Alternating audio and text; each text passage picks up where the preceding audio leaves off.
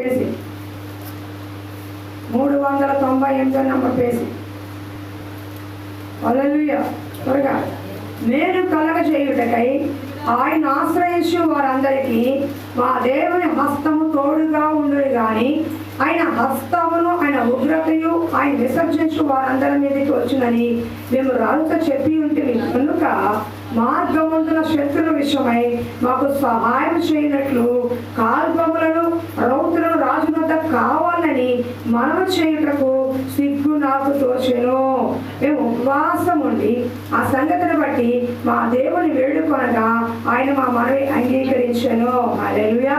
మా మిట్లుగా ప్రేమించే మా ప్రియ పరలోకపు తండ్రి, ఇవి నవంబర్ మాసంలో పోగా మరి నీ హస్తము మాకు తోడుగా ఉంటుందని వాగ్దానం చేస్తున్నావు. కృతజ్ఞతలు. నీ హస్తము మాకు తోడుగా ఉంటే ఈ మాసంలో మాకు ఆత్మీయంగా లోకపరంగా ఏ కార్యాలు జరిగిస్తావో నీ హస్తము మాకు తోడుగా ఉంటే అయ్యా మా కుటుంబ జీవితంలో సంగతితో ఏం జరిగిస్తావో మాకు అయ్యా స్పష్టంగా బోధించమని వివరించమని నీ హస్తం సదా మాకు తోడుగా ఉండమని నన్ను మమ్మల్ని మీకు అప్పగించుకుంటూ ఈ నెల ఇచ్చిన వాగ్దానం దేవుని హస్తం మనకు తోడుగా ఉండను. హల్లెలూయా. మమ్మల్ని అప్పగించుకుంటూ సంఘ బిడ్డని అయ్యా ఈ వాగ్దానం ఎవరైతే నమ్మి పట్టుకుంటారో వారి జీవితంలో అవునని ఆమేనని జరిగించి నీ హస్తము నాతో సంఘముతో సంఘ బిడ్డ కుటుంబం తోడుగా ఉంచమని యేసు నామమున తండ్రి. ఆమేన్. ఏదైనా దేవుడు మనకి ఇస్తున్న వాగ్దానం దేవుని హస్తము మీకు తోడుగా ఉంటుంది. హల్లెలూయా. అర్థం చేస్తారు చెప్పండి. దేవుని హస్తం. నీ హస్తం అంటే కాదు, హస్తం గుర్తుకే మా ఓటు అది కాదు. దేవుని హస్తం వాక్య గుర్తులు కాదు. ఇక్కడ చెప్తుంది దేవుని హస్తము తోడుగా ఉంటే నీకు జరిగే లాభాలు ఏంటి? మనం అంటాం కదా, మా ఇంటికి వస్తే మాకు లాభం ఏంటి? ఎవరైనా మా బంధువులు వచ్చారు అనుకోండి, ఎవరైనా బంధువులు ఎక్కడి నుంచి వస్తారండి, వాళ్ళు వస్తే మనకేంటి లాభం? మనం అక్కడికి వెళ్తున్నాం అనుకోండి, మా శ్రామ వెళ్ళిపోయామండి, మా వదిన అవుతున్నారు, మా వదిన వస్తుంది, ఏంటి లాభం అని వస్తారు. మా ఇంటికి వస్తే మీకేంటి లాభం, మీ ఇంటికి వస్తే మాకేంటి లాభం? ఇలాంటి లాభాలు కాదు. కానీ దేవుని హస్తం మనకు తోడుగా ఉంటే ఈ 3 లాభాలు మనం చెప్తున్నాడు, 3 కార్యాలు చెప్తున్నాడు. మరి అవకాశం అయితే త్వరగా చెప్పుకుంటూ వెళ్తాను. బలారాధన కూడా ఉంది కాబట్టి ఏం పర్వాలేదు, 3 చక్కగా చెప్పి వివరించి ముగిస్తాను. ఎందుకంటే దేవుడు నాకు ఏం చెప్పాడో ఈరోజు స్పష్టంగా మీకు కుదించగా చెప్తూ మీకు ముగిస్తాను. సాయంకాలం చెప్పాలి, ఎప్పుడైతే ముగిస్తాను. హల్లెలూయా. ఇక్కడ ఎజ్రా చెప్తున్నాడు, మరోసారి వినండి. మేలు కలగజేయుటకై ఆయన ఆశ్రయించు వారందరికీ మా దేవుని హస్తము తోడుగా ఉండును గాని ఆయన హస్తమును ఆయన ఉగ్రతయు ఆయన విసర్జించు వారందరి మీదకి వచ్చునని మేము రాజు చెప్పి ఉంటుంది కనుక మార్గమందున శత్రుల విషయమై మాకు సహాయం చేయనట్లు కాల్బొమ్మలను రౌతులను రాజు వద్ద కావాలని మనము చేయుటకు నాకు సిగ్గు దోషను. ఇక్కడ జరిగిన సమయం ఏంటంటే ఎజ్రా దేవుని మందిరం వెళ్ళినమ్మా. ఇక్కడ అంటున్నాడు రాజు దగ్గరట సహాయం కోరటానికి ఎజ్రాకి సిగ్గు అనిపించిందంట. అర్థమవుతుందా? దేవుని హస్తం మాకు తోడుగా ఉంది కాబట్టి మా దేవుడు మమ్మల్ని కరుణిస్తాడు, మా దేవుడు మమ్మల్ని కాపాడతాడు, మా దేవుడు గొప్పవాడు, ఆయన ఆశ్రయించేవాడు విసర్జించే దేవుడు కాదు, ఆయన ఆధారం చేసుకుని వదిలేసే దేవుడు కాదు, మా దేవుడు గొప్పవాడని అంత గొప్పగా రాజు చెప్పాడు కదా. అలాంటి రాజు దగ్గరికి వెళ్ళి నేను ఈ రోజు నాకు సహాయం కావాలి అని అడిగితే అది నాకు సిగ్గు అనిపించింది అంటున్నాడు ఎజ్రా. మీకు అర్థమవుతుందా? దేవుని ఆధారం చేసుకున్న వ్యక్తి మనుషుల దగ్గరికి వెళ్ళి అడిగితే సిగ్గుగానే ఉంటది. ఆపో ఆపో, రికార్డ్ అవుతుంది కదా, ఆపో. రక్తమేసి ఏం చెప్పొచ్చు నేను? సిగ్గుతో. ఇప్పుడు మీకు అర్థమైన భాషలో చెప్తాను. మీరు బాగా మంచిగా కుటుంబంలో బాగా ఆస్తిపాస్తుల్లో ఉండి 10 మందికి పెట్టిన చెయ్యి మీది అనుకోండి. అలాంటి చెయ్యి డౌన్ అయిపోయి ఇబ్బంది పడి ఎవరిని అడగకూడదు అనుకుంటామో, ఎవరి ముందు నిలబడాలనుకుంటామో, ఎవరి ముందు మనం గొప్ప చూపించుకోవాలనుకుంటామో వాళ్ళ దగ్గరికే వెళ్ళి మాకు సహాయం చేయండి అంటే ఏమనిపిస్తుంది? సిగ్గు అనిపిస్తుంది. లోపలంతా కృంగిపోయినట్టు ఉంటుంది, లోపలంతా వేదనగా ఉంటుంది, లోపలంతా కూడా తెలియని ఒక బాధ, దుఃఖము, కన్నీడు కాంటాపడు. నీకు అర్థమవుతుందా? నాకు సిగ్గుతో వచ్చిందంటే మనం బాగా ఉండి 10 మంది పెట్టిన చెయ్యండి, మనకు ఆశ్రమం వచ్చినప్పుడు, ఆపద వచ్చినప్పుడు, ఇబ్బంది వచ్చినప్పుడు అరే నాకు సహాయం చేయడానికి చేయండి చెప్తామే. అలాంటప్పుడు మనసులో ఏమనిపిస్తుంది అండి? సిగ్గు అనిపించదా? బాధ అనిపించదా? వాడే ఏమైనా దుఃఖిస్తుంటా అనుభవించాం. కానీ ఇక్కడ ఎస్రా అంటున్నాడు, ఎందుకంటే దేవుని మందిరానికి ప్రతిష్టమైన ఉపకరణం తీసుకెళ్తున్నాడు. అవి ఎంత ఖరీదైనవో ఒకసారి చూడండి. అమ్మ చదువు ఒకసారి అవకాశం ఉంటే 25 వచ్చారు, త్వరగా చూడండి. 25, 26. మా దేవుని మందిరమును ప్రతిష్ఠించిన విషయంలో రాజును అతని మంత్రులను ప్రతిష్ఠించిన వెండి బంగారములను ఉపకరణములను తూచి వారికి అప్పగించింది. అమ్మవుడు ఎంత బంగారం వివరంగా వేస్తుంది చూడండి. చదువు 1300 మణుగుల వెండి, 200 మణుగుల వెండి ఉపకరణములను, 200 మణుగుల బంగారములు, 7000 తులముల 20 బంగారు గిన్నెలు, బంగారమంత వెలగల పరిశుద్ధమైన 2 యెహోవాకు రాగి పాత్రలు కూర్చి వారి చేతికి అప్పగించి, మీరు యెహోవాకు ప్రతిష్ఠించబడిన వారు పాత్రలను ప్రతిష్టములై ఉన్నవి. ఈ హల్లెలూయా. ఇక్కడ బాగా పెట్టుకోండి. ఎజ్రా దగ్గర ఎంత ఆస్తి ఉంది మీకు అర్థమవుతుందా? 2 చైన్లు వేసుకుని 2 ఉంగరాలు పెట్టుకుని కాస్త ఉంటేనే మీరు ఎవరన్నా ట్రైన్ పక్కన కూర్చోండి, కిటికీ పక్కన కూర్చుంటారా? ధైర్యంగా కూర్చుంటారండి బంగారం వేసుకుని? మీకు అర్థమవుతుందా? బస్సు పక్కన కానీ ట్రైన్ పక్కన కానీ ఇంత బంగారం వేసుకుని పక్కనే కూర్చుంటారా? కూర్చోరు. ఎందుకని? టెంపుల్కి వెళ్ళిపోతారని భయం. మీకు అర్థమవుతుంది. ఈ మధ్య సైన్స్ సేకర్స్ ఏం చేస్తున్నారు?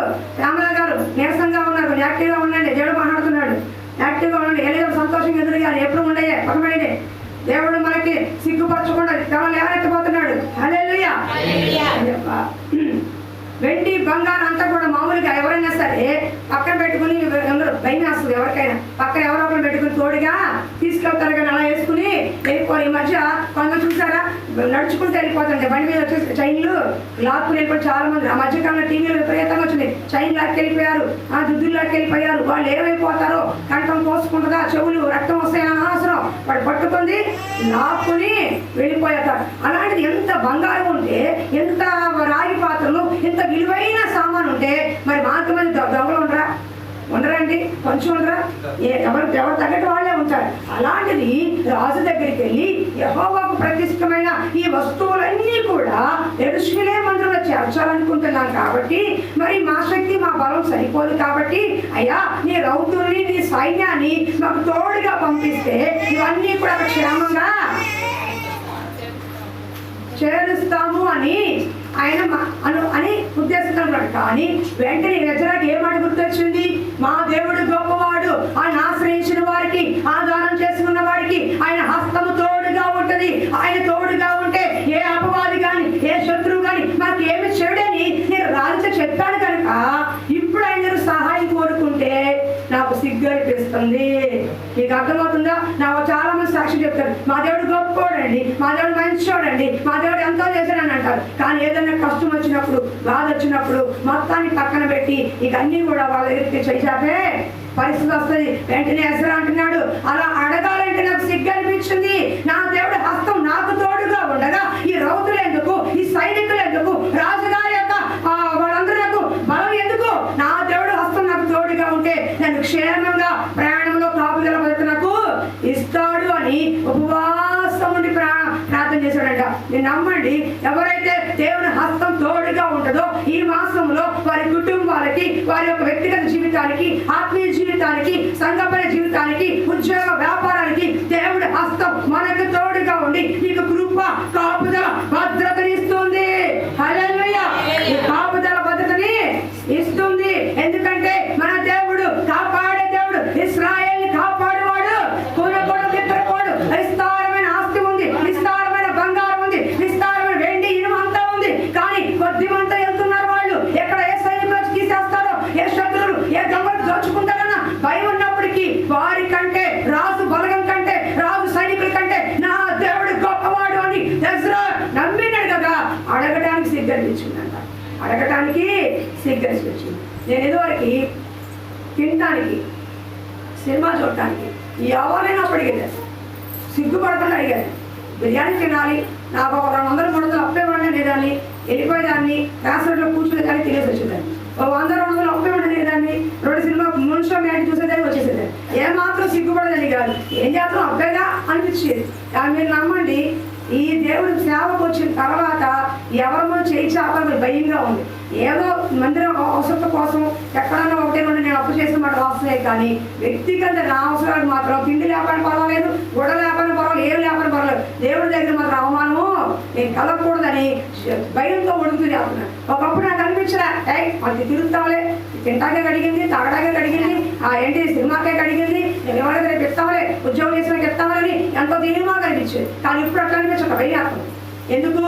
నా దేవుడు గొప్పవాడు, నా దేవుడు నాకు సహాయం చేస్తాడు, నా దేవుడు నాకు తోడు కూడా నేను చెప్పి మీ దగ్గర చేయాలితే నేను చెప్పిన దానికి ఎక్కడ పొత్తు ఉండదని ఇవ్వడం తప్పు కాదు, ఇది పరిచయ ధరం. కానీ నా వ్యక్తిగతం చెప్తున్నా, అమ్మ నాకు ఇది లేదు, నాకు ఇది లేదు, నాకు అది లేదు, నాకు ఇది లేదు పెట్టండి అనేది నా వ్యక్తిగతం. అది వద్దు, నువ్వు చేయాలనుకున్న మందిరాన్ని దేవుడు చేస్తావు. అందుకని నాకు వ్యక్తిగతంగా అవసరం. నా దేవుడు నన్ను చూసుకుంటాడు, నా దేవుడు నన్ను చూసుకుంటాడు. నేను అప్పుడే చెప్పాడు వచ్చినప్పుడు, ఆరారు వచ్చినప్పుడు అందరూ తోసేసి దూరంగా ఉన్నారు. ప్రభువా నిన్ను నమ్మి నేను వచ్చాను, నన్ను సిగ్గుపడనేముకు, ఆహారం కోసం డబ్బు కోసమో పక్కన చేయి చాపే పరిస్థితి నాకు తీసుకురావద్దు. నువ్వు నా తండ్రివి, నా పోషకుడివి, నా ఆధారం, నా ఆశ్రయం నువ్వే. నువ్వేం పెడితే తింటాను, పచ్చడి పెట్టినా తింటాను, బిర్యానీ పెట్టే తింటాను, నీళ్ళు పోసిన తింటాను, కారం వేసి తింటాను, నువ్వేం పెడితే తింటా లేదా పోసుకుంటా. అంతేగాని ఎక్కడ కూడా నన్ను నీ నామానికి అవమానంగా చేయి చాపే పరిస్థితిలో, ఈ అద్దె కట్టకుండా ఇంటికి అలవారు అరిసేసిలో నన్ను ఉంచొద్దు ప్రభువా అని కన్నీరుతో నేను దేవుడి పాదాలు పెడుతున్నానండి. మీరు నమ్మండి,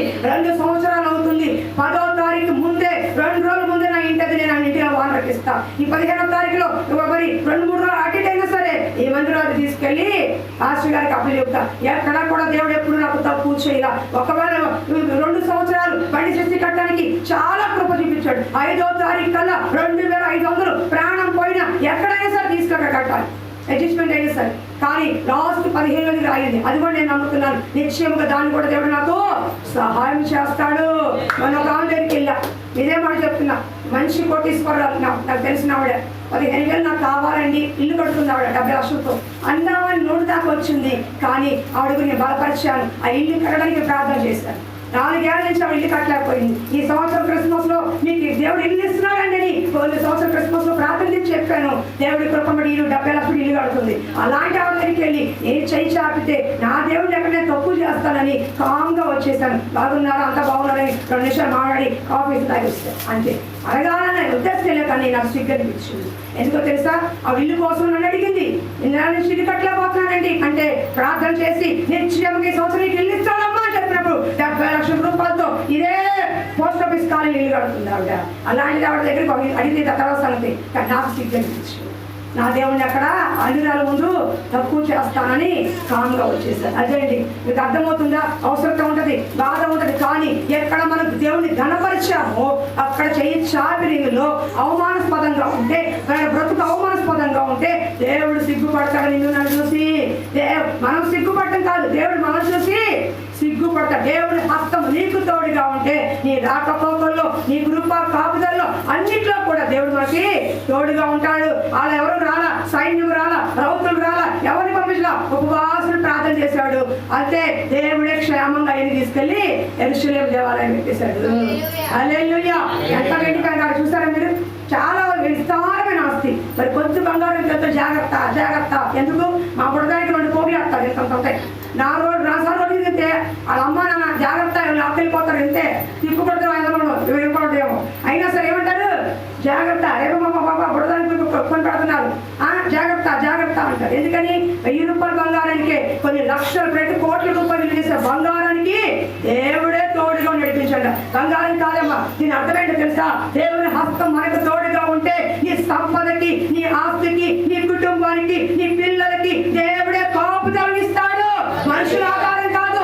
ఒకవైపు మనుషులే అయ్యా ఈ అమ్మాయి మా ఓడి ప్రజల చూస్తా ఉండు, మా అబ్బాయి ఇప్పుడే వస్తానంటే ఒక 5 నిమిషాలు 10 నిమిషాలు చూస్తారు. లేదా ప్రజలు అంత అప్పగిస్తే అరగంట గంట చూస్తుంది. కానీ దేవుడికి అప్పగిస్తే జీవితకాలం అంతా కూడా నీ పిల్లల్ని కాపుదలిచి నడిపిస్తాడు. ఏ మార్గంలో వెళ్తున్నా, ఏ స్థితిగతిలో ఉన్నా దేవుడే భద్రపరిచి కాపాడి సరి అయిన త్రోవ నడిపిస్తాడు. నీ పిల్లల్ని అప్పగించవలసింది ఎవరికో తెలుసా? దేవుడికి అప్పగించాల్సింది దేవుడికే గాని మనుషుడికి కాదు. మనుషులు కాసేపు చూస్తారు, కానీ జీవిత కాలం అంతా కూడా అప్పగించాల్సింది దేవుడికి. మా మామ దేవుడు 10 సంవత్సరాలు దేవుడికి అప్పగించింది. ఆ చనిపోయినంత వరకు దేవుడు నమ్మల. చనిపోయినాకే నేను రక్షణ పొందుకున్నా. కానీ ఆవిడ చేసిన ప్రార్థన నన్ను దేవుడికి అప్పగించింది. అమ్ముడు నేను చనిపోతున్నాను, ఇదిగో నీకంటే ఏ ఆస్తి ఇవ్వలేదు, నీకేం చేయలేకపోయాను, నువ్వు ఎలా బ్రతుకుతావా ఉంది. ఆయన. కానీ ఆవిడ చేసిన ప్రార్థనే ఎవరి ప్రాయంలో ఉన్నా, ఏ స్థితిగతుల్లో ఉన్నా, ఎన్నో నేరాలు ఘోరాలు జరుగుతున్నా, కళ్ళ ముందు ఎంతో మంది ఉన్నవాళ్ళు కోటీశ్వరులు ఎంతో మంది అత్యాచారానికి గురవుతున్నా, ఒంటరిగా ఉన్నప్పటికీ ఎక్కడా కూడా ఆపద రాకుండా, ఎక్కడా కూడా విడవకుండా, ఏ ఒక్కడితో కూడా ఏమిటి అసలు కాలం జరగకుండా నా దేవుడి కాపుదలికి బదిలించాడు. హల్లెలూయా. అనేక చోట్ల ఇల్లు మారినప్పుడు ఎలా ఉంటుందో ప్రతి ఇంటికి ప్రార్థన చేసిన ప్రభు ఒంటరిగా ఉంటారు, ఎవరిలో ఉన్నారు, ఆ చక్కన పక్కన పురుషులు స్త్రీలు కుటుంబం ఎలా ఉంటారో నాకు ఒక మంచి ఇల్లు దయచేయి, నాకు కాపుదల కావాలి, నాకు భద్రత కావాలి, అలాంటి ఇంట్లో నేను పెట్టుకోవాలి, ప్రార్థన చేసుకెళ్ళేదని మీరు నమ్మండి. ఆ ఇంటి తిరిగి వచ్చేంత వరకు ఎంతమంది ఉన్నా తలుపు తెచ్చి పడుకున్నా సరే ఎవరు కూడా ఒక్క మాట కానీ ఒక్క కార్యం కానీ ఏ రోజు నా జీవితం జరగలేదు, ఏ ఇంటికి వాళ్ళ వల్ల. హల్లెలూయా. అర్థమవుతుందా? కాబట్టి దేవుడి కాపుదల అంటే అలా ఉంటుందండి. చూసారా మొన్న ఆడెవరో డాక్టర్, ఇంజనీర్ కూతుర్లు, డాక్టర్ కూతుర్లు, అన్ని ఎంతలు, రాజకీయ కూతుర్లు ఎంతో మంది అగత్యానికి వెళ్ళిపోయిన వాళ్ళు ఉన్నారు. అవునా కాదు? ఎంతమంది చెప్పబడ్డారు. కానీ 15 సంవత్సరానికి ఒంటరిగా ఉన్నా నా జీవితంలో దేవుడు ఎప్పుడు కూడా ఎక్కడ నన్ను విడవల. ఎందుకో తెలుసా? మా మామ దేవుడికి అప్పగించింది. నన్ను అప్పగించిన బంధువులు కాదు, నన్ను అప్పగించిన స్నేహితులు కాదు, నా బిడ్డని దేవుడికి అప్పగించాను. అప్పగించిన దాన్ని నేను చనిపోయే వరకు ఆయన దగ్గర వచ్చేంత వరకు నన్ను కాపాడే బాధ్యత నా దేవుడిది, నా తండ్రిది. ఎక్కడ ఎవరిది కాదు. నా బాధ్యత ఎవరిది? నా తండ్రిది. సేవకులు పెట్టేది ఎంత మీరు ఎంత కానీ ఆకాశ వార్తలు పెట్టేది ఆయన. ఆయన ఇస్తే నాకు సంతోషం. హల్లెలూయా. కాబట్టి దేవుడి హస్తం మనకు తోడుగా ఉంటే కాపుదల ఇస్తాడు. నీకేముందో ఆస్తున్నా సరే, ఏదన్నా సరే వాళ్ళే చూసుకుని అనద్దు. ఎప్పుడు ఏ సమయంలో సరే విరోధులు లేగొచ్చు. కాబట్టి నీకున్న సొత్తుకి, సొమ్ముకి, ఆస్తికి, నీ పిల్లలకి, నీ భర్త, నీ భార్య ఏమున్నాయో అన్ని కూడా దేవుడికి అప్పగించింది. ఒక మాట చెప్పి నేను ముందుకెళ్ళిపోతాను. 2వ రోజు చూడండి, 3వ అధ్యాయం, 3వ అధ్యాయం 1వ రాజులు 2వ అధ్యాయం 3వ వచనం. పౌలు అంటాడు, నేను అప్పగించిన దాన్ని ఆయన కాదమ్మా. 2వ అధ్యాయము 1. దావీదు అమ్మా విను బాబు, నువ్వు 5ంటికి వచ్చిన తర్వాత నాకు ఇచ్చాడు. దావీదు నాకు మరణకాలం సమీపింపగా అతడు తన కుమారుడైన సొలొమోనుకు ఇలా ఆజ్ఞాపించి, లోకులందరూ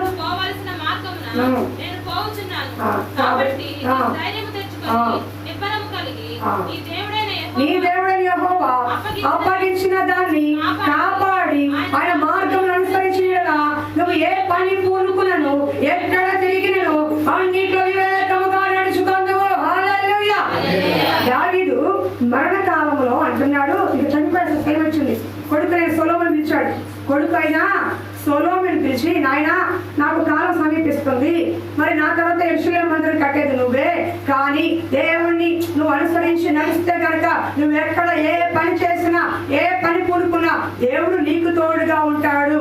ఆయన హస్తము నీకు తోడుగా ఉండి అన్నిట్లో నీకు వివేకము, తెలివి, జ్ఞానము నీకు దేవుడు ఇస్తాడని మరణ కాలం ముందు ఇంకొంచెం కొన్ని రోజులు చనిపోతున్నాయిగా దావీదు తండ్రి అయిన దావీదు కుమారుడికి అప్పగిస్తున్నాడు. ఏమని అన్నాడు? దావీదు సొలొమోను ఎంత ఆస్తి సంపాదించుకొని ఇదంతా నీదే, నా తర్వాత ఆ బంగ్లా నీదే, ఆ కారు నీదే, ఆ ఎదురున్న పొలం నీదే, ఎదురున్న స్థలం నీదే, అక్కడ ఉన్న బ్యాంక్ బ్యాలెన్స్ నీదే, మొత్తం నీదే నేను చెప్పరా? యెహోవా మార్గము అనుసరించి నడువు.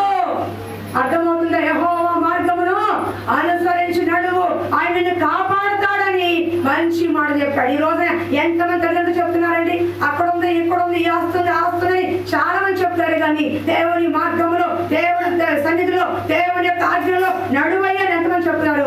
తను మరణం సమీపిస్తున్నప్పుడు కూడా దావీదు సొలొమోను పిలిచి అన్నాడు, ఇగో నేను గెలిపే కాలం వస్తుంది, నువ్వు ఆయన మార్గం అనుసరించి నడిస్తే నిన్ను కాపాడి నువ్వు ఏ పని పూనుకున్నా, ఎక్కడ తిరిగినా సరే నీకు దేవుడు తోడుగా ఉంటాడు అని సొలొమోనుకి చెప్పాడు. అప్పగించిన దాన్ని కాపాడే దేవుడు ఆయన. పౌలు అంటున్నాడు, ఇగో నేను నమ్మిన వాడిని ఎరుగుదును, నేను అప్పగించిన దాన్ని కాపాడటానికి ఆయన రాబోతున్న వరకు ఆయన కాపాడే దేవుడని రూఢిగా నమ్ముచున్నాను.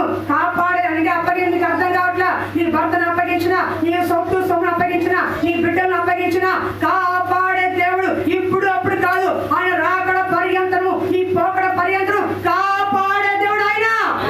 దేవుడు హస్తము తోడుగా ఉండి నువ్వు ఉన్నా లేకపోయినా, నువ్వు చూసినా చూడకపోయినా దేవుడు సదా నీకు, నీ కుటుంబానికి తోడుగా కాపాడేవాడు ఆయన. దేవుని హస్తం మనకు తోడుగా తోడుగా ఉంటే ఆయన కాపుదల భద్రత మనకి వస్తుందండి. అది మాత్రమే కాదు, దేవుని హస్తం మనకు తోడుగా ఉంటే మరి ఏ విషయంలో భయపడాల్సిన అవసరము లేదు. దేవుడి దగ్గర సాక్ష్యం చెప్పుకుంటూ ఈ రోజున తక్కువ చూసి తీస్తే దేవుడిని గొప్ప గొప్ప ఘనంగా ఎంచి ఈ రోజున అవమానకరంగా ఉంటే అది మనకు సిగ్గు అనిపిస్తుంది.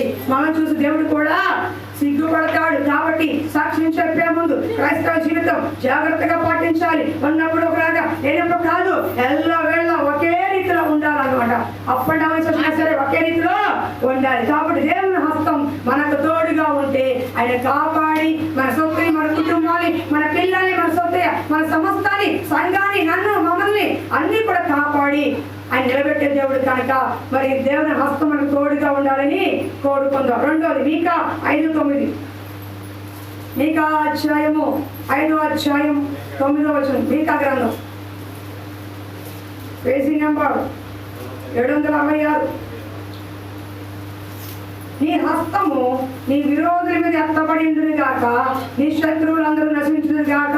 నిర్గమాకాండం 14 తీసుకోండమ్మా. నిర్గమాకాండము మీకా చదివారా?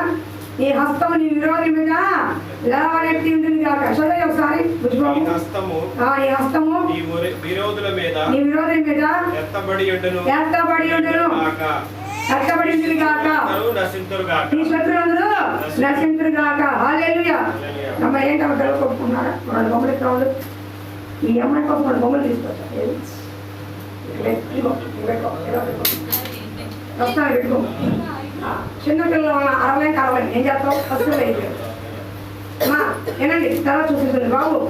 5:9 ఇక్కడ ఏమంటున్నాడు? ఈ విరోధులందరి మీద దేవుని హస్తము చదువమ్మా. నీ హస్తము నీ విరోధుల మీద ఎత్తబడి ఉండును గాక. హల్లెలూయా. వినండమ్మా. నీ హస్తం విరోధులందరి మీద ఎత్తబడి ఉండును గాక. నిర్గమాకాండం 14 అయితే వినండమ్మా. ఇజ్రాయేల్ ఎర్ర సముద్రం వచ్చేపాటికే వినండమ్మా. ఇజ్రాయేల్ ఎర్ర సముద్రం వచ్చేపాటికే సముద్రం అంతా అడ్డుగా ఉంది. అప్పుడప్పుడు ఉండి బాధపడి కష్టాలు పడి ఇలా మోసే ద్వారా విడిపించబడితే ఎదురుగా ఏమొచ్చింది అంటే వాళ్ళకి జరిగింది చూడండి.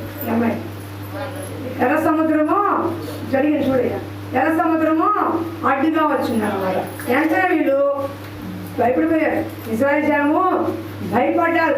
ఏం జరుగుతుందో, ఎట్లా ఉంటుందో, ఏమైపోతామో. వెనక చూస్తే ఐగుప్తు సైన్యం అవుతుంది, ముందు చూస్తేనేమో ఎర్ర సముద్రం ఉంది. ఈ మోషే తీసుకొచ్చి ఇక్కడ పడేశాడా, అదా ఇదా అని చెప్పి ఎంతగానో మరి బాధపడుతూ ఉన్న సమయంలో మోషే గొడుగుతున్నారు. మమ్మల్ని చంపడానికి తీసుకొచ్చారు ఇక్కడ, కానీ మోషే మీద విరోధంగా లేస్తున్నారు. అమ్మ ఇటు చూడండి. చెప్పేప్పుడు నైన్ చూడండి అమ్మా. తర్వాత చెప్తా ఆఫీస్ నైన్ చూడండి. వాక్యం వినండి. అదే లేట్ అయిపోతుంది చూసేపటికి. అయినప్పుడు వెంటనే దేవుడు ప్రార్థన చేశాడు. వెంటనే దేవుడు నీ చేతిలో చెయ్యి చాపు, నీ చేతిలో ఏముంది? కర్ర ఉంది. ఆ చెయ్యి చాపి ఎర్ర సముద్రం చూపంటే చెయ్యి చాపి ప్రార్థన చేసి చెయ్యి చాపినప్పుడు ఎర్ర సముద్రం 2 పాయలుగా అయిందండి. 2 పాయలుగా అయ్యింది. వెంటనే ఇశ్రాయేలు ప్రజలందరూ నడుచుకుంటూ అదులోడికి వెళ్ళిపోయారు. ఎప్పుడైతే ఇశ్రాయేలు ప్రజలు వెళ్ళిపోతున్నారో వెంటనే ఫరో సైన్యం చూసి వీళ్ళని ఎలాగైనా సరే మళ్ళీ బానిసగా చేయాలని వాళ్ళు కూడా వెనక వస్తున్నప్పుడు ఇశ్రాయేలు ప్రజలందరూ దాటిపోయారు. వెంటనే మోషేని చెయ్యొత్తన్నాడు. మోషే చెయ్యొత్తంగా ఎర్ర సముద్రం అంతా మన 2 అతుక్కుపోయింది. ఫరో సైన్యం అంతా కూడా దాంట్లో మునిగిపోయింది. హల్లెలూయా. ఇశ్రాయేలు నేను చెప్తానండి, ఇశ్రాయేలు ప్రజలు వ్యక్తి శాఖలతో ఉన్నప్పుడు దేవుడికి మొరపెట్టారు. 450 సంవత్సరాలు బానిసత్వంలో బతికారు వాళ్ళ శాపానికి. అయితే వాళ్ళ మొర దేవుడు ఆలకించి మోషేని ఎన్నుకుని మోషేకి ఆహారం తోడించి ఫరో దగ్గర పంపించాడు. 10 అద్భుతాలు చేసిన తర్వాత మొత్తానికి ఫరో పంపించిన తర్వాత ముందుకు వస్తా ఉంటే అప్పటి నుంచి దేవుడు వాళ్ళకి పగల మేఘస్తంభంలాగా రాత్రి అగ్నిస్తంభంలా కాపాడుతూ వచ్చాడు. కానీ ఫరో మనసు కఠినపరచబడి ఇశ్రాయేలు ప్రజలందరూ ఎందుకు వదిలేసాము, ఈ బానిసలు ఎందుకు వదలాలి, వీళ్ళు ఎందుకు వాళ్ళు ఆరాధించాలి, ఎందుకు దేవుడి దగ్గరికి వెళ్ళాలి, ఎందుకు వీళ్ళు స్వతంత్రం అవ్వాలి, ఎందుకు వీళ్ళు బాగుపడాలని వెంటనే మళ్ళా బానిసలుగా చేయాలని ఫరో తన సైన్యాన్ని వేసుకుని బయలుదేరాడు. ఇప్పుడు ముందు చూస్తే ఎర్ర సముద్రం, వెనక చూస్తే ఫరో సైన్యం. ఎలా ఉంటుంది మధ్యలో? ముందు పోయి వెనక నుయ్యి అంటారే వాళ్ళ పరిస్థితులు అయిపోయింది. ఎలుగెత్తి ఏడుస్తున్నారు. అయ్యో ముందు సముద్రం ఉండిపోయింది, వెళ్ళటానికి దారి లేదు, వెనక్కి వెళ్తే ఫరో సైన్యం చంపేస్తుంది, ఏంటి మా పరిస్థితి? ఆ రాత్రి కాల సమయంలో ఎలుగెత్తి ఏడుస్తున్న సమయంలో మోషే ప్రార్థన చేస్తున్నాడు. మోషే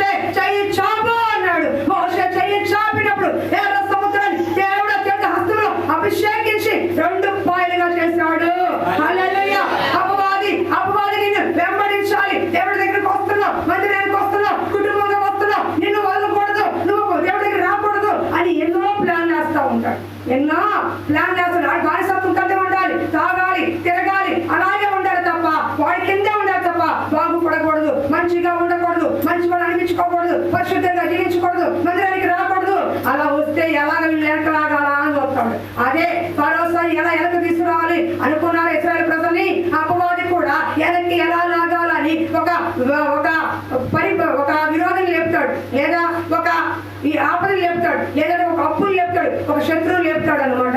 ఆ విధంగా వెనక్కి వెళ్ళిపోతారు, భయపడి వెనక్కి వెళ్ళిపోతారు. వద్దు, ఇక్కడికి వెళ్ళొద్దు, ఇక్కడ చేయొద్దు అని వాళ్ళ ఆత్మీయ జీవితంలో వెనక్కి వెళ్ళిపోతారని అపవాది వేసే అగ్ని బాణాలు అవన్నీ కూడా ఎరగకుండా శోధన వస్తుంది, శ్రమ వస్తుంది, కష్టం వస్తుందని ముందుకు వెళ్లాల్సిన వాళ్ళు వెనక్కి వెళ్ళిపోతున్నారు. కాబట్టి వెనక్కి జారిపోతున్నారు. కాబట్టి కుటుంబంలో అభివృద్ధి లేకుండా అలాగే ఉంటున్నారు. ఎర్ర సముద్రం వచ్చింది నిజమే, కానీ ప్రార్థన చేసినప్పుడు ఎర్ర సముద్రం రెండు పాయలుగా చేశాడు. సమయం వచ్చినప్పుడు, కష్టం వచ్చినప్పుడు, శత్రువు ముందు వచ్చినప్పుడు ఏమన్నాడు? నువ్వు ప్రార్థన చేస్తే నీ సమస్యని రెండుగా చీలుస్తాడు దేవుడు. హల్లెలూయా. ఎర్ర సముద్రంలో 6 నెలలు నడుచుకుంటూ వెళ్ళారు. ఎప్పుడు ఐగుప్తులు వెంటలు వస్తున్నారు, వెంటనే దేవుడు చెయ్యి చాప అన్నప్పుడు ఆ నీళ్ళంతా మూసుకుపోయాయండి. మూసుకుపోతే ఫరో సైన్యం మొత్తం ఆ జలములో మునిగిపోయారు. నేడు చూచిన ఐగుప్తుని ఇక ఎన్నడూ చూడము. ఈ సంవత్సరం అనిపించిన కష్టము, నష్టము, చేదు అనుభవము, అప్పులు, ఇరుకు ఇబ్బందులు ఏమైతే వెంటాడాయో ఈ నూతన సంవత్సరంలో ఈ చేదు అనుభవం లేకుండా నేడు చూచిన ఐగుప్తుని ఈ 2020లో ఇక చూడము. హల్లెలూయా. ఇక నువ్వు చూడవు. ఎప్పుడు ప్రార్థించిన సమస్య వచ్చినప్పుడు వెనక్కి వెళ్ళిపోవడానికి కాదు, ముందుకు వెళ్ళటానికి. ముందు అడిగేసావా, దేవుడు నిన్ను 2 పాలుగా చేసి నడిపిస్తాడు. వెనక్కి వేసావా, జీవితకాలం అపవాది కింద ఉండాల్సిందే. ఇక్కడ కూర్చున్న వాళ్ళందరిలో కూడా అందరు భక్తులు కాదండి. అంటాడు అపవాది అక్కడ కూర్చుని బయటికి రా అని చేయాల్సింది తీసుకెళ్ళి. ఎందుకు తెలుసా? వాడికి తెలుసు అపవాది బిడ్డలెవరో దేవుని బిడ్డలెవరో మనకంటే వాడికి బాగా తెలుసు. మందిరానికి వెళ్ళు, తిను, తాగు, ఎందుకు నువ్వు నా ఫ్రెండే కదా, మళ్ళీ మన కాస్త బయటికి వెళ్ళిపోదాడు. వాడు ఎప్పుడు భయపడదు కదా, భక్తులు భయపడతాడు. విశ్వాసులు కాదు. విశ్వాస జీవితంలో మంచి ప్రార్థనా పరులకి, అభిషిక్తులైన వారికి భయపడతారు. కానీ నామకార్థాలు భయపడి సాతాను వాడు మన ఫ్రెండే, వీడు మన ఫ్రెండే అంటాడు. అర్థమవుతుందా? అందుకే తెలుసు మందిరానికి వచ్చినప్పుడు కూడా వాడు అక్కడ కూర్చుంటాడు, ఎప్పుడు అక్కడ బయటికి కలిసి వెళ్దాం ఉంటుంది. కాబట్టి అపవాది ఎప్పుడైనా సరే నేను వెనక్కి లాగాలని చూస్తుంది. కానీ ఆ పరిస్థితిలో కూడా నిలబడి దేవుని వైపు చూసి నేను చేతులు పైకెత్తి ప్రభువా నాకు ఈ సమస్య ఉంది అంటే ఆ ఐగుప్తుని ఎలా జలములో ముంచేశాడో నీకు విరోధంగా ఉన్న వారిని ఆ దేవుడి హస్తం తోడిగా ఉండి ఆ జలముల్లో ముంచేస్తాడు. ఆ జలములలోనే శత్రు సైన్యము మునిగిపోయేది. ఆ జలములలోనే శత్రు సైన్యము మునిగిపోయేది. కృపాపక్ష సంపూర్ణుడా సర్వలోకానికే చక్రవర్తిని నీవేనయ్యా. సర్వలోకానికే చక్రవర్తిని నీవేనయ్యా. హల్లెలూయా. చరణం పాడతాం. ఆ జలములో ఐగుప్తులందరూ కూడా చనిపోయి ఎప్పటికీ ఆరా సముద్రంలో ఐగుప్తుల రథాలు, చక్రాలు అట్లాగే సజీవ లెక్కలో ఉన్నాయి. వాళ్ళ దేశానికి వదలలేదు. కానీ శాస్త్రవేత్తలు ఆ ఎర్ర సముద్రంలోకి వెళ్ళి తనిఖీ చేస్తే ఆనాటి పూర్వ గుర్రాలు నడిపిన రథాలన్నీ కూడా అట్లాగే ఉన్నాయంట. ఎందుకంటే దేవుని బైబిల్ గ్రంథము అన్ని గ్రంథాలకి ఈ గ్రంథం తేడా తెలుసా? ఈ సంవత్సరం చూపిస్తుంది, ఏరియా చూపిస్తుంది, స్థలం చూపిస్తుంది. అది నేటి వరకు అక్కడే ఉంటుంది. అదే ఇతర మత గ్రంథాలకి బైబిల్ తేడా ఏంటంటే బైబిల్లో ఎక్కడ చెప్పబడిందో, ఏ సంవత్సరం చెప్పబడిందో, ఏ స్థలం చెప్పబడిందో, ఎక్కడ ఏది ఉందో ఇప్పటికీ సజీవంగా ఎక్కడే ఉన్నాయి. అందుకే బైబిల్ ఎవరు కూడా తప్పుపట్టు అనుకుంటున్నారు కానీ నిరూపించలేకపోతున్నారు. కానీ ఇక వీళ్ళు పుట్టారు, వాళ్ళు పుట్టారు అంటారు కానీ సంవత్సరాలు చెప్పలేదు. ఎప్పుడో అంటారు. BC నాడు తెలియదు. క్రీస్తు పూర్వము, క్రీస్తు తర్వాత బైబిల్ సమస్తానికి ఆధారం ఇచ్చాడు.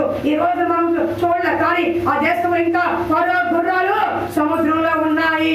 ఆ కోరు లోయలో ఆ కాన్ని చంపినప్పుడు ఎంత రాళ్ళకు వేశారు. నేటి వరకు ఆ దేశంలో రాళ్ళకు పాట్లాగే ఉంది. వెనక్కి తిరిగి చూడవద్దని ఆ లోతు వారి చెప్తే వెనక్కి తిరిగి చూసింది, ఉప్పు స్తంభమైంది. ఆ దేశంలో ఉప్పు స్తంభం ఇంకా ఉంది. ఎక్కడ కూడా లేకుండా లేవు. బైబిల్ ఆధారం లేకుండా ఇంతవరకు ఎక్కడ కూడా లేవు. బైబిల్ ఆధారం చూపిస్తుంది. అక్కడికి వెళ్ళినప్పుడు వాళ్ళు చూస్తున్నారు కాబట్టి ఏం చెప్పలేకపోతున్నారు. ఇంకా విశ్వాసుల్ని, పాస్టర్ని, సేవకుల్ని, మరి యేసు ప్రభుని ఒకరించి మాట్లాడతారు. బైబిల్ మాత్రం ఎవరు కూడా ఇంతవరకు టచ్ చేయలేకపోతున్నారు. మహామహులు, మేధావులు డిబేట్లు పెడుతున్నారు. కానీ దీని మించిన ఎవరికి జ్ఞానము అందుకు చెప్తాట్లా ఏదో చెప్తున్నారు. యేసు ప్రభు భార్యగా చెప్పారు. ఉందా అండి ఎంత తప్పది? వాడు ఇష్టం, నోరుకి అడ్డు అదుపు లేకుండా ఇష్టానుసారంగా మాట్లాడుతున్నారు. కానీ అలా చెప్పలేదు. అసలు చెప్పట్లేదు. ఎందుకంటే ఇది సజీవ సాక్ష్యం. నిన్న, నేడు, రేపు, భూత, వర్తమాన, భవిష్యత్తు తెలిపేదే బైబిల్ గ్రంథం. మరి నిన్న నువ్వు చూస్తావు, ఈ రోజు చూస్తున్నావు, రేపు చూసేదే దేవుడు, నువ్వు కాదు. రేపు చూసేదే ఈ భవిష్యత్తు ఏంటో, మరణం ఎలా సమీపిస్తుందో చూసేది ఆయన. కాబట్టి ప్రతి దానికి లెక్క ఉంది. అన్ని కూడా దీంట్లో సాక్ష్యము పొందుపరిచాడు దేవుడు. మూడో చూసుకుందాం. టైం అవుతుంది కాబట్టి దేవుని హస్తం మనకు తోడుగా ఉంటే కాపుదల భద్రత మనకు కుటుంబానికి ఇస్తుంది. దేవుని హస్తం మనకు తోడుగా ఉంటే ఈ శత్రువులందరినీ కూడా లయపరుస్తుంది. ఏ శత్రువుని భయపడుతున్నాడండి? ఏ శత్రువు భయపడుతున్నాడు? అప్పుడా, అనారోగ్యమా, ఈ బంధువుల, ఇంతకంటే గొప్ప గొప్ప పలుకుడున్న వల్ల ఏ శత్రువు అయినా సరే, ఫరో గుర్రాలు బలమైనవి, ఫరో రథాలు బలిష్టమైనవి, ఫరో సైన్యము ఎంతో విస్తారమైనది. అలాంటి సైన్యాన్ని నీడలో ముంచి పారేశాడు దేవుడు. నీడలో ముంచి పారేశాడు దేవుడు. ఆఫ్టర్ వీళ్ళంతా అర్థమవుతుందా? వీళ్ళు నిలబడాలి. ఫరో సైన్యాన్ని ముంచిన దేవుడు నా శత్రువులు కూడా లేపేస్తాడు. దేవుడు లేచుని కాక శత్రువులు చెదిరిపోగాక అన్నాడు. అర్థమవుతుందా? ఇలా కూర్చున్నాను అనుకోండి, బాగా ఎవరైనా కోపంతో నన్ను కూర్చున్నాను అనుకోండి, వినండి, బాగా కోపంతో కూర్చున్నారు అనుకోండి, ఒక్కసారిగా ఎందుకు మాట్లాడుతున్నాను కూర్చున్నా ఏంటి అని ఇట్లా అంటారంట సహజంగా. మీకు అర్థమవుతుందా? ఎవరు కూర్చున్నా సరే మాట్లాడి ఇక్కడ ఒకసారి కూర్చొని ఏంటి మాట్లాడాలి గట్టిగా అన్నారనుకోండి, ఎలా అనిపిస్తుంది? కొంచెం జంపు వస్తుంది. ఆఫ్టర్ మనిషినే లెగిస్తే జంపు వస్తే, దేవుడు లెగిస్తే శత్రులు చదివిపోతారంట. హల్లెలూయా! నీకు విరోధంగా మాట్లాడుతున్నవారు, నీకు విరోధంగా చెడ్డ కార్యం చేస్తున్నవారు, నీ కుటుంబాన్ని నాశనం కోరుకుంటున్నవారు, నువ్వు ఎప్పుడు బలంగా చూడాలనుకుంటున్నవారు, నిన్ను ఎవరికి లేకుండా పాలించాలనుకుంటున్నారు, ఎంతగా బలంగా ఉండాలన్నా అణగారిపోతున్నవారు ఎవరైనా చుట్టుపక్కల ఉంటే వారిని దేవుడు శత్రువులుగా భావించి నీ ముందు లేవలేకుండా చేస్తాడంట. హల్లెలూయా! ఈ శత్రువులు లేవలేకుండా చేస్తాడు. కాబట్టి మూడో దానికి వెళ్తున్నా నేను. యెషయా గ్రంథము 66 యెషయా గ్రంథం 66. దేవుని హస్తం మనకు తోడుగా ఉంటే ఆయన కాపుదల భద్రత మన కుటుంబానికి మనకు వస్తుంది. దేవుని హస్తం మనకు తోడుగా ఉంటే శత్రువులు చెదిరిపోతారు. యెషయా 66 ఉండవు చెప్పలేదు. 66:14 చివరు. యెహోవా హస్తబలము ఆయన సేవకుల ఎడల కనపరచబడును. హల్లెలూయా! దేవుని యొక్క హస్తబలం అంట తన సేవకుల ఎడల కనపరుచు. సేవకుల ఎడల మాత్రమే కాదు, ఇక్కడ కూర్చున్న సంఘ కుటుంబాల ఎడల పరిచయం చేస్తున్న దేవుడు కనపరుస్తాడు. ఎందుకని? దేవుని హస్తము మనకు తోడుగా ఉంటే వచ్చే గొప్ప ఏం తెలుసా? దుర్యోపదేశ కాండం 34 చదవండి. 3వ పాయింట్ అవుతుంది. ముందుకు వెళ్తాను. ఇలా ఆయన రావాలి కదా పాస్టర్ గారు కూడా. నేను మళ్ళీ ఒకటి పాస్టర్ గారు వచ్చేవాడికి మనం చక్కగా చెప్పుకోవాలి, ఏం పర్వాలేదు. వాళ్ళు తీసుకోమని ఎవరు లాగేది. దుర్యోపదేశ కాండం 34 ఉన్నాము. 39 చదువుతున్నాం. మోషే తన చేతులను నూనె కుమారుడు యెహోషువ మీద ఉంచి ఉండేది కనుక అది జ్ఞానాత్మకుడైన కాబట్టి ఇశ్రాయేలు అతని మాట విని యెహోవా మోషేకు ఆజ్ఞాపించినట్లు చేసిరి. హల్లెలూయా! దేవుని హస్తం సేవకులు తోడుగా ఉంటే సేవకులు ఇచ్చే జ్ఞానం తెలుసా? మీకు ఆయన తోడుగా ఉంటే మనకి ఇచ్చే జ్ఞానం జ్ఞానాత్మ ఇస్తారంట. ఏమిస్తారు? జ్ఞానం. చాలా మంది జ్ఞానం లేకే పరిచయం చేయాలి. జ్ఞానం కావాలి. ఎవరంటే కూడా జ్ఞానం కావాలి. దేవుడు ఇస్తూ వస్తుంది. లోక జ్ఞానం వేరు, లోక లక్ష్యం వేరు, లోక తెలియజేట వేరు. అవి ఇక్కడ పనికిరావు. భయపెట్టిన అలాంటి పనికిరావు. ఆత్మ సంబంధమైన జ్ఞానము, కుటుంబాలు కట్టే జ్ఞానము, ఆత్మను బలపరిచే జ్ఞానము, హెచ్చరించే జ్ఞానము, ప్రేమతో మాట్లాడే జ్ఞానము, ఆదరించే జ్ఞానము, బలపరిచే జ్ఞానము, గద్దించే జ్ఞానము ఇక్కడి నుంచి రావాలి.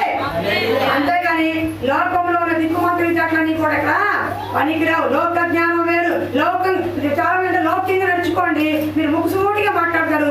లౌక్యంగా మాట్లాడినట్టు లౌకికాత్మ సాతానది. ముక్కుసుడిగా మాట్లాడడం అనేది ఉన్నట్టు మాట్లాడితే అక్కడతో అయిపోద్ది. లోపల పెట్టుకుంటే హార్ట్ చెడిపోద్ది, కుళ్ళిపోద్ది. అర్థమైనా కుళ్ళు కుట్టుస్తాను వాళ్ళు సన్నపడతారు. నిజం, నేను కూడా సన్నపడ్డా. ఒకప్పుడు నాకు కూడా ఉండేది కుళ్ళు ఇప్పుడు లేదు, నేను దేవుని కృపను బట్టి చెప్తున్నాను.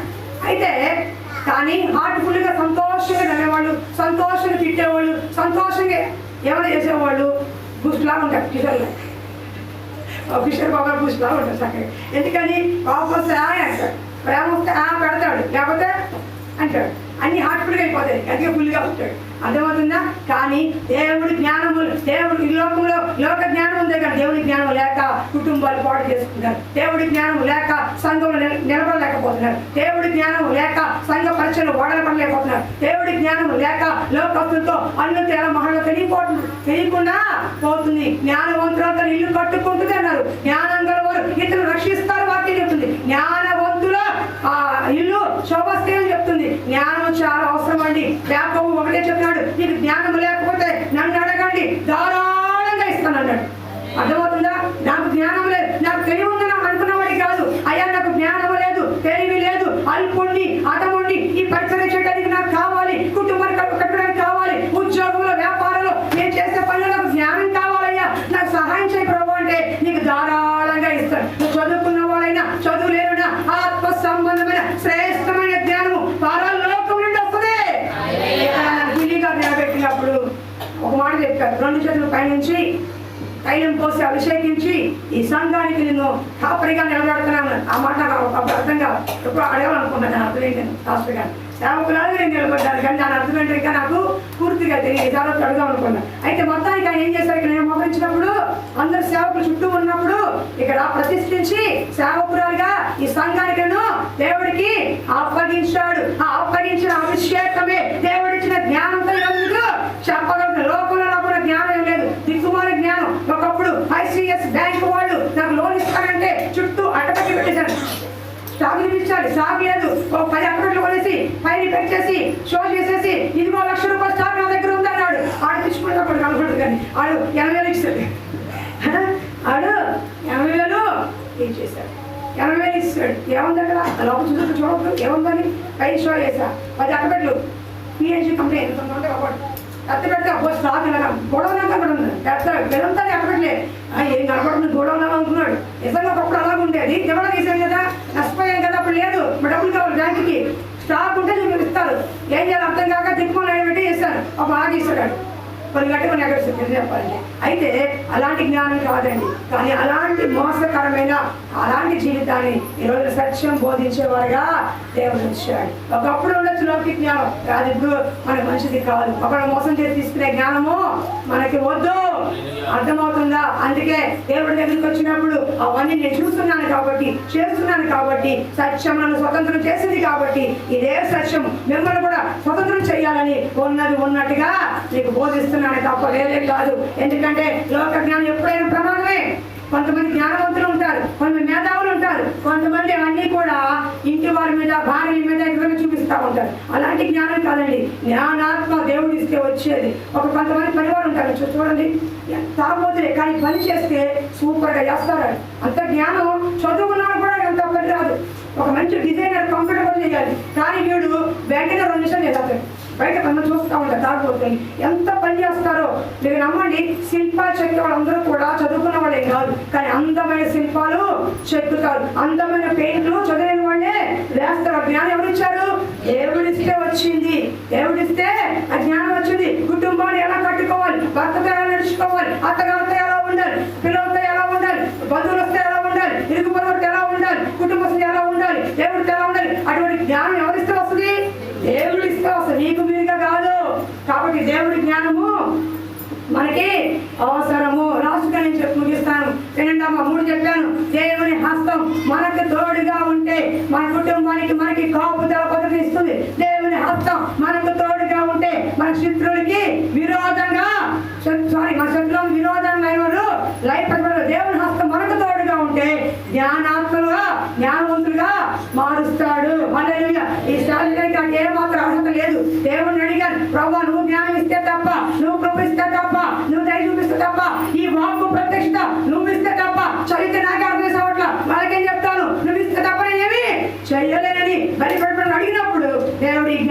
ఇచ్చాడు. నాకు నాలుగు వచ్చింది కాదు, నా గురించి అతను దిక్కుమాల జ్ఞానం చెప్తారు. కానీ దేవుడు ఇచ్చిన జ్ఞానం ఒకరి ప్రేమ నాకు వెంటనే వచ్చి అడుగుతుంది, అక్క నువ్వు ఎలా మాట్లాడుతున్నావు అక్క ఉంది. నా మాట నువ్వు చెప్తా బాగా చెప్తారు, అబ్బో నా మాట నాకే అర్థం కాదు అంతా అంటే నట్టే వెళ్ళిపోతుంది. మనుషులే ఎవరైనా ముద్దమంటారు ఏంటి ఇలా ఉంది నా మాట. స్పీడ్ ఎక్కువ మార్నింగ్ స్పీడ్ కదా మంచి కూడా నాకు అర్థం కాదు. ఏంటమ్మా మంచి మంచి 3 సార్లు మంచినీళ్ళు పట్ల అంటే 3 సార్లు అవుతుంది. మంచినీళ్ళు పట్ల అంటే నా మాట 3 సార్లు వచ్చింది. అర్థం కాదు మంచిగా మంచినీళ్ళు అప్పుడు వచ్చింది 3వ సారి. అంత స్పీడ్గా అంత నట్టిగా వచ్చింది నా మాట. ఈరోజు దేవుని కృపను బట్టి దేవుని వాక్యం ప్రకటించడానికి అర్హత లేదు, కానీ దేవుడు ఎంచుకున్న పాత్రగా నిలబడ్డాడు కాబట్టి మీకు చెప్పగలుగుతున్నానండి. లాస్ట్గా 3 ఆశీర్వాదాలు తీసుకున్నారు. మరి బల్ల ఉన్నది కదా, హెచ్చరిక కూడా తీసుకుని ముందుకు వెళ్ళిపో. హల్లెలూయా. అయ్యా ఒక 5 నిమిషాలు అయిపోయింది. ఇది కూడా చెప్పకపోతే వాక్యం సంపూర్ణం అవ్వదు. దానియేలు గ్రంథం త్వరగా 5 నిమిషాలు ముగిస్తాను. పాస్టర్ గారు వచ్చారు కాబట్టి మనకి మనం తగ్గిద్దాం. దానియేలు గ్రంథం 5వ అధ్యాయము త్వరగా.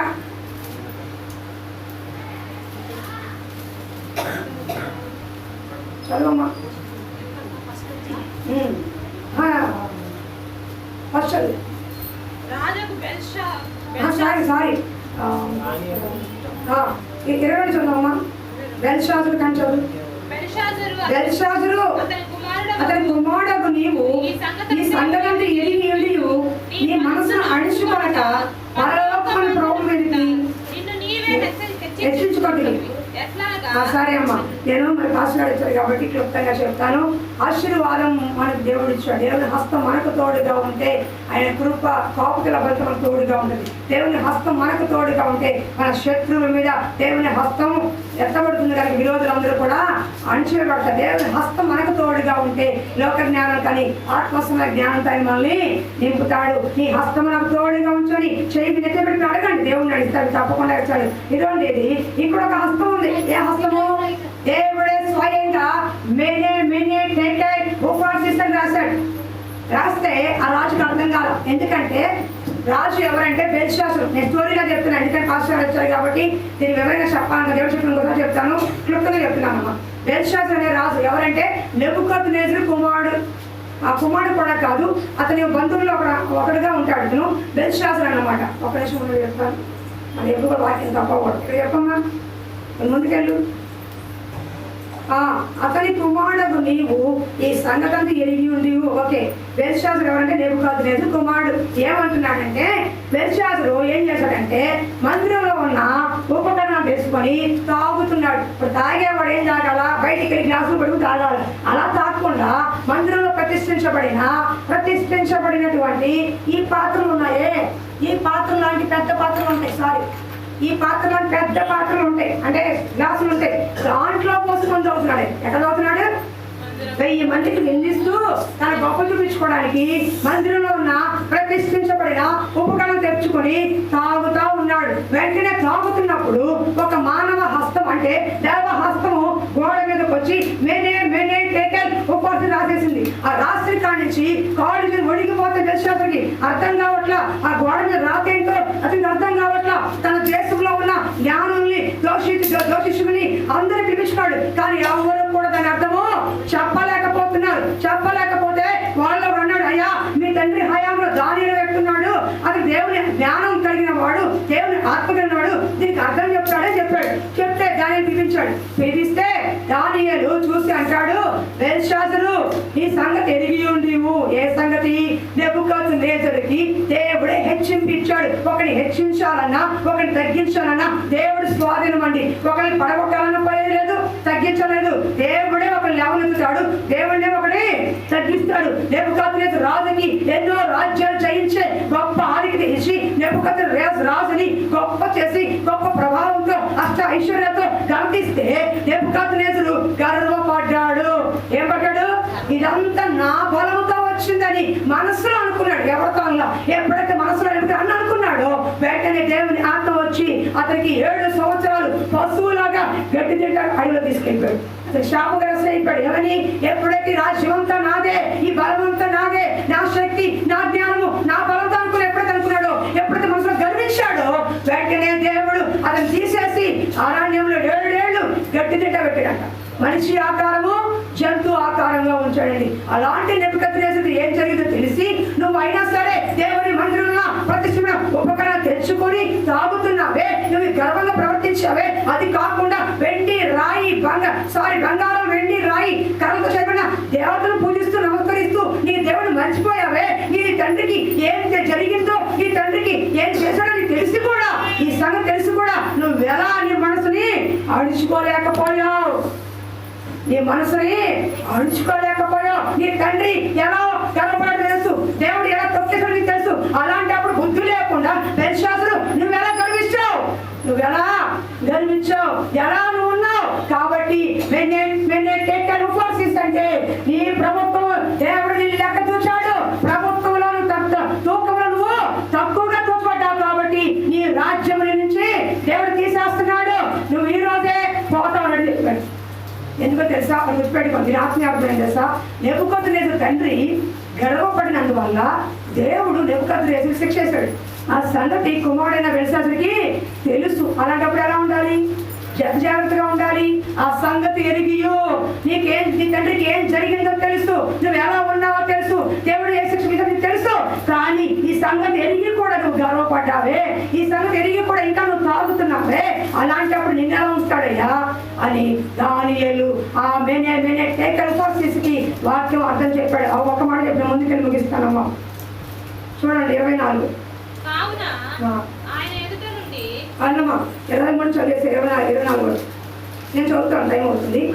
అతని కుమారుడు నువ్వు ఈ సంగతం ఎరిగి నీ మనసును అణిచుకొనక పరలోకమున ప్రభువు మీద నిన్ను నువ్వే హెచ్చించుకుంటువి. దేవుణ్ణి కనపరచకుండా తను తాను హెచ్చించుకున్నాడు. నా బలము నా శక్తి ఇదంతా నాదే అని దేవుణ్ణి మహిమ గంట చెల్లించకుండా అక్కడ ఉన్నటువంటి రాయి కర్రతో చేయబడిన దేవతలు పూజించాడే కానీ నిజమైన దేవుణ్ణి ఆరాధించలేకపోయాడు. హల్లెలూయా. అణుచుకోనగా ఎట్లనగా నీవును నీ అధిపతులు నీ రాణులు నీ ఉపపత్నులు దేవుని ఆలయ సంబంధముకు ఉపకరణంలో ద్రాక్షరసం పోసి త్రాగవలని వాటిని తెచ్చించుకొని వాటితో త్రాగుచు చూడనైనను విననైనను గ్రహింపనైనను చేతగాని వెండి బంగారు ఇత్తడి ఇనుము కర్ర రాయని వాటితో చేయబడిన దేవతలు స్తుతించడం కానీ నీ ప్రాణములు నీ సకల మార్గములు ఏ దేవుని వశములు ఉన్నావో ఆయనను ఘనపరచలేదు. కాబట్టి మెనే టేకల్ ఉపవాసిస్ అంటే ఈ వాక్య భావం ఏమనగా మెనే అనగా దేవుడు నీ ప్రభుత్వ విషయంలో లెక్క తూచి దాన్ని ముగించను. టేకల్ అనగా ఆయన త్రాసులో తూచగా నువ్వు తప్పుగా కనబడుతుంది. ఫేరెస్ అనగా నీ రాజ్యము నీ ఎదురు విభాగింపబడి మాదీయులకు పారసిలిబడును. ఆ రాత్రి అందే కల్దీ రాజు బెల్షాజరు హతుడాయను. ఒక్కటండి, ఒక్కదాని చేసినందుకే దేవుడు అందిస్తే మనం ఏం చేస్తున్నామండి? మీకు అర్థమవుతుందా? దేవుడి కృప మనకి. దేవుడు మాకేం చేశాడు ఏంటి చేసేది? ఒక్క క్షణం గర్వపడ్డాడు. తన మనసును అణుచుకోకుండా గర్వపడ్డాడు. ఏ దేవుడు తనకి అన్ని ఇచ్చాడో, అష్టైశ్వర్యం ఇచ్చాడో ఆ దినం చూడకుండా వెండి కర్ర రాయిత శివుని విగ్రహాలు చూశాడు కానీ దేవుణ్ణి చూడలేవు. ఇదంతా నీ తండ్రికి ఏం జరిగిందో తెలిసి కూడా నువ్వు మరి ఉపకరణం తాగుతున్నావే. గుర్తుపెట్టుకోండి అమ్మా, ఇప్పుడు చెప్తున్నాను, ప్రతిష్ఠించబడిన ఉపకరణములు ఎవరు పడితే వాళ్ళు ముట్టుకోకూడదు. నేను ఒకటి చెప్తా, చాలా మంది జంతువులు పోలుస్తారు, తప్పదు. ఎందుకంటే మన దేవుడు జ్ఞానం ఇచ్చాడు, వాడికి లేదు. వాడికి లేనిది మనకేంటి? జ్ఞానం. జంతువులకు మనం ఒకటేనా? కాదు. చీయంటే పోతే పాయింట్ అవుతాయి, పెడితే వదిలేకపోతాయి. కానీ ఇది ప్రతిష్ఠించిన మనుషులకి, జంతువులకి కాదు. ఎవరికి ఇచ్చాడు? ప్రతిష్ఠించబడిన. అది ప్రతిష్ఠించబడిన పట్టుకోవాలి. ఇప్పుడు పాస్టర్ ఎందుకు వచ్చారు? ఎక్కడ కూర్చున్నారు? వాడు ఇవ్వచ్చు వల్ల ఆయన ఎందుకు వచ్చారు? ఆయన అభిషేకించబడిన వ్యక్తి, సేవకులుగా ప్రతిష్ఠించబడిన వ్యక్తి. ఈ పని కోసం ప్రతిష్ఠించబడ్డాడు ఆయన. ఈ పని కోసం నేను ప్రతిష్ఠించబడ్డా. అలాగే ఏ పని కోసం దేవుళ్ళు ప్రతిష్ఠించబడాలి. ప్రతిష్ఠించబడి అపవిత్రం చేయకూడదు. ఈ శరీరాన్ని అపవిత్రం చేసే హక్కు నీకు లేదు. నువ్వు ప్రతిష్ఠించబడిన తర్వాత దేవుడి దగ్గరకు వచ్చిన తర్వాత నీ జీవితం అంతా దేవుడి కొరకు ఉండాలి. కానీ ఎక్కడ అపవిత్రత నీలో కనబడకూడదు. నీ ఇంట్లో అయినా సరే, నీ ఒంట్లో అయినా సరే, ఎక్కడ కూడా దేవుని విరోధ క్రియలు కార్యాలు కనబడకూడదు. అదే మనకి శాపగ్రస్తం అవుతుంది. ఎందుకు ఎదగలేకపోతున్నాం? ఎంతున్నా ఎందుకు బాగుపడలేకపోతున్నాం అంటే దేవుని వ్యతిరేకమైన క్రియలు కార్యాలు మనలో మన కుటుంబంలో ఉన్నాయి కనుక అక్కడ ఆశీర్వాదం నిలవ లేకుండా పోతుంది. కాబట్టి ఇగో లెక్క చూస్తాడు దేవుడు. ఈ రోజున చేసే ప్రతి పనికి దేవుడు త్రాసులో లెక్క చూస్తాడు. ఎక్క చూసినప్పుడు ఈ పక్కన అర కేజీ రాయి, ఈ పక్కన టమాటా కాదు, ఈ పక్కన యేసుక్రీస్తు ప్రభువారు ఉంటారు, ఈ పక్క నువ్వు ఉంటావు. ఆయనకి సమానంగా ఉండాలి నువ్వు. అప్పుడే దేవుడు రాజ్యానికి వెళ్తావు. అర్థమవుతుందా? ఇక్కడ కొట్టే చప్పట్లు కాదు, అక్కడ చెప్తాడు ఆ దేవుడు సమానంగా ఉండగలదా. పరిశుద్ధుడైన దేవుడు నీకు సమానంగా కూర్చుంటాడు. ఆయన పరిశుద్ధతలోకి, ఆయన పరిపూర్ణతలోకి, ఆయన క్రియలు కార్యాలకు నువ్వు సమానంగా వస్తే అప్పుడు పడా నమ్మకమైన దాసుడు రా నాతో అంటాడు. లేదా లెక్క తక్కువ ఎల్లు నరకంటాడు.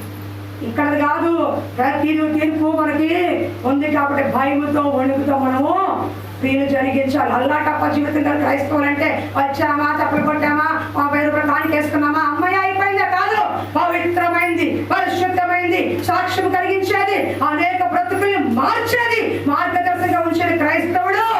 అలాంటి జీవితం మనం ఈ లోకంలో జీవించాలి. నీకున్న బలము, నీకున్న శక్తి, నీకున్న అంగబలము, నీ గర్వం ఏది కూడా పనికి రాదు. ఇదంతా నా దేవుడు దయతో నేను పొందుకున్నానని చెప్పాలి. అలాంటి వాడి భూమి మీద నిశ్చయంగా బ్రతుకుతారు. ఆశీర్వాదం. హల్లెలూయా.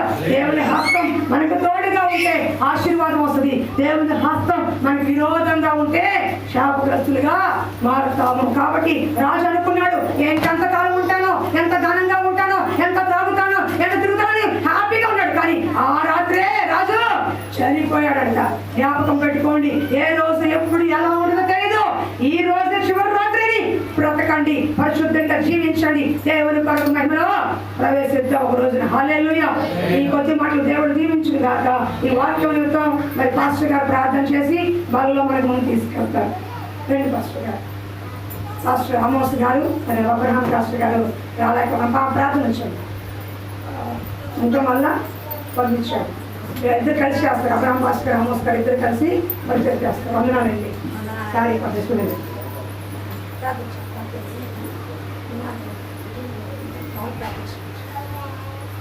ప్రార్థన చేసుకుందాం. దేవుని సన్నిధిలో మొక్కుకుందాం. పరిశుద్ధుడైన తండ్రి, మీకే లెక్కలేని స్తుతి స్తోత్రములు, వందనాలయ్యా. నిన్న నేడు నిరంతరము మారని దేవా, మీకే స్తోత్రములయ్యా. ఈ పునర్ధానమైన దినములో మీ సన్నిధికి నాయన మమ్మల్ని నడిపించినందుకు మీకే స్తోత్రములు తండ్రి, వందనాలు. ఇదిగో ప్రభా, మరి ఇంతవరకు ప్రభా ఈ సన్నిధి మాకు తోడుగా ఉండి ప్రభా, ఇదిగో తండ్రి మీరు నడిపించిన దాన్ని బట్టి మీకు వందనాలు, మీకు స్తోత్రము తండ్రి, వందనాలయ్యా. ఇదిగో తండ్రి నాయన, మరి చక్కని వర్తమానం నాయన మీరు మాట్లాడినందుకు వందనాలు తండ్రి నాయన. దైవదాసురాలు నాయన మీ నుంచి ఇంకా అనేక ప్రాంతాల్లో మీరు వాడుకోండి నాయన, స్తోత్రం. విన్న వాక్యాన్ని బట్టి మీకు వందనాలయ్యా. మీ బిడ్డల్ని బలపరచండి. వాక్యంలో నాయన నూరంతలుగా ఫలించే నాయన మీ కృపను నాయన మీరు అనుగ్రహించమని ప్రార్థన చేస్తున్నాం. ఇదిగో నాయన, మరి బలలో నాయన ఎవరైతే చేస్తున్నారో నాయన మీ బిడ్డని నాయన శుద్ధీకరించండి, పరిశుద్ధపరచండి నాయన. ప్రాణాత్మ దేహాన్ని నాయన పరిశుద్ధపరచండి నాయన. బలని కూడా మీరు దీవించండి, ఆశీర్వదించండి ప్రభా నాయన.